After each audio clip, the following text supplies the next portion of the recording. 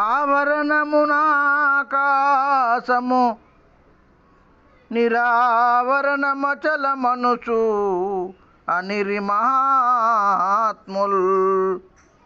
ఆవరణము మితి కలిగినది, ఆవరణము లేంది అమితమని తెలుసుకోరా.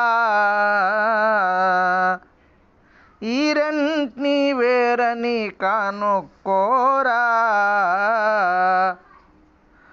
ఆవరణముననే నిరావరణమును చూసి ఆవరణ మెడలిన ఆవాల మాట లేదని కనుక్కోరా.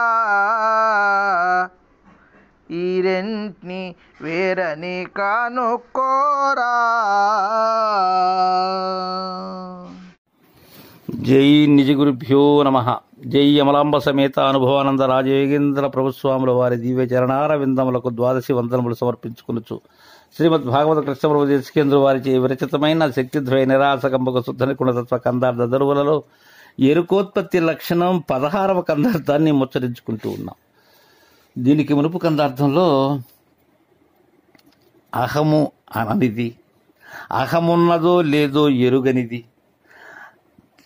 అహమును పుట్టించనిది, అహము కలగక పూర్వమే ఉన్నది పరిపూర్ణమని, అదే అచలమని, ఈ అహమే అన్ని ముచ్చటను ఎరుగుతూ ఉండబడేటువంటిది అని, రాకడా పోకడా కలిగినదని, ఈ అహమే తనను తాను ఎరిగితే తాను లేనిది అవుతుందని, అలా ఎరిగితే చాలు అని శిష్యునికి దృఢం చేసినటువంటి గురుదేవులు ఇంకా చక్కగా తెలియజేస్తూ ఉన్నారు.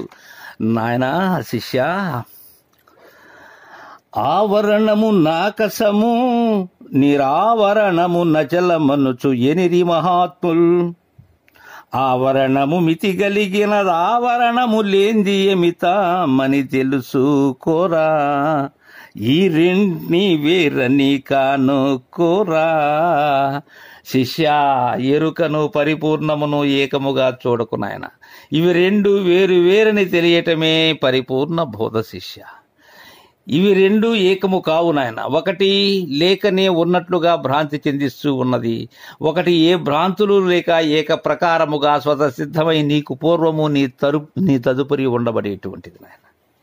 ఒకటి శాశ్వతమైనటువంటిది, ఇంకోటి అశాశ్వతమైనటువంటిది.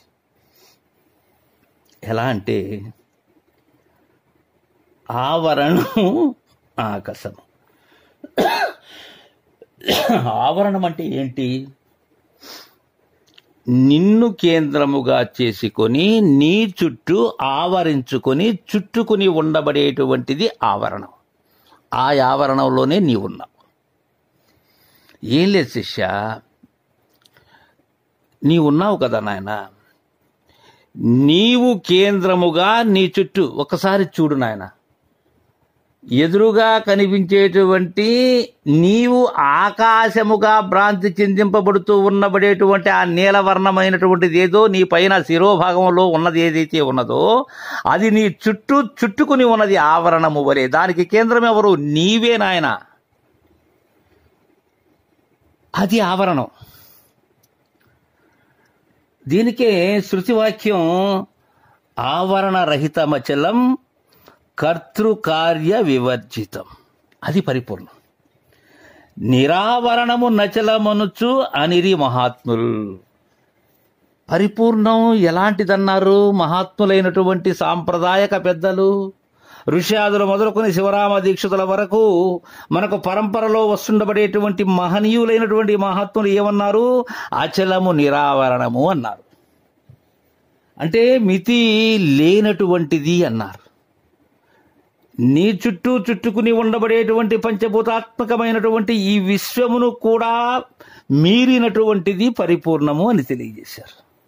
అందుకే చెప్తున్నారు ఆవరణము మితి కలిగినది. ఈ ఆవరణం అనేటువంటిది మితి కలిగినటువంటిది. ఎందుకు మితి కలిగినది? అది నన్ను కేంద్రముగా చేసుకుని నేను ఉన్నట్లయితేనే నా చుట్టూ ఆవరించుకుని ఉండబడేటువంటిది మితిలో కలిగినటువంటిదే కదా శిష్య. అయితే ఆవరణము లేనిది అమితమని తెలుసుకోరా. ఈ ఆవరణములు లేకుండా సర్వకాలముల యందు సర్వావస్థల యందు సర్వదేశముల యందు నిండి నిమిడీకృతమై ములుగురుత సందు లేకుండా ఉండబడేటువంటి ఉత్త బట్టబయలు ఏదైతే ఉన్నదో అది అమితం. ఈ కలలో దోచిన రూపం ఎలాంటిదో అలాంటిదే అయినటువంటి మూలము లేని గుర్తెరిగే శరీరమే మితం. ఏమీ లేని ఉత్తబట్ట బయలే అమితం.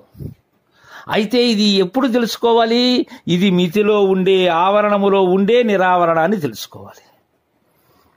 అందుకే చెప్తూ ఉన్నారు. ఏం చెప్తున్నారు? ఆవరణముననే నిరావరణమును చూచి ఆవరణ మెడలీనా నావాల మాట లేదని తెలుసుకోరా.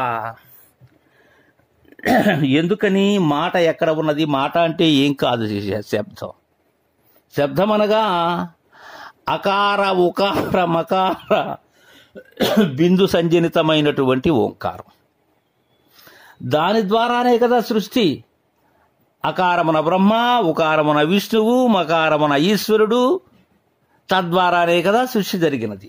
ఈ పంచభూతములకు ఆధారమైనటువంటిది కూడా అదే కదా. కావున దీనిలోనే ఎరుకలోనే ఏం చూడాలి? తన్ను తాను చూసి తను దేనిలో లేదో దానిని చూడాలి. దేనిని చూడాలి? నిరావరణమును చూసి దానిని దర్శించాలి. ఎలా దర్శించగలం?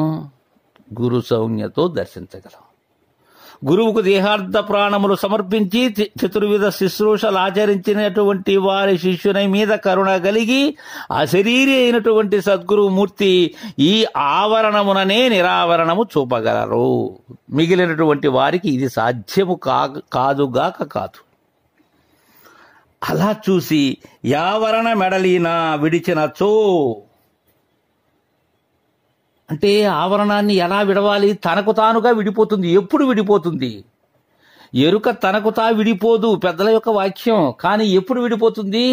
నిజ గురుదేవుని యొక్క దయతో భస్మాసురుడి యొక్క వరమే శాపమైనట్లుగా విడిపోతుంది. తను తానే శూన్యమవుతుంది, తనకు తానే లేనిదవుతుంది. ఎక్కడా? నిరావరణములో ఆవరణం రహితమవుతుంది. ఈ మితి అయినటువంటిది అమితములో లేనిదవుతుంది. తదుపరి వాళ్ళ మాట లేదని తెలుసుకోరా. ఇక శబ్దం లేదు నాయన. ఈ ధ్వని మొదలగు తన్మాత్రలు ఏవైతే ఉన్నవో ఈ శబ్ద స్పర్శ రూపరసగంధాదులు లేనటువంటిదే నిరావరణం. ఆవరణములో అన్నీ ఉన్నవి. అయితే తెలుసుకోవలసినది నిరావరణమును ఆవరణము ద్వారానే. ఆవరణముననే నిరావరణాన్ని చూడాలి.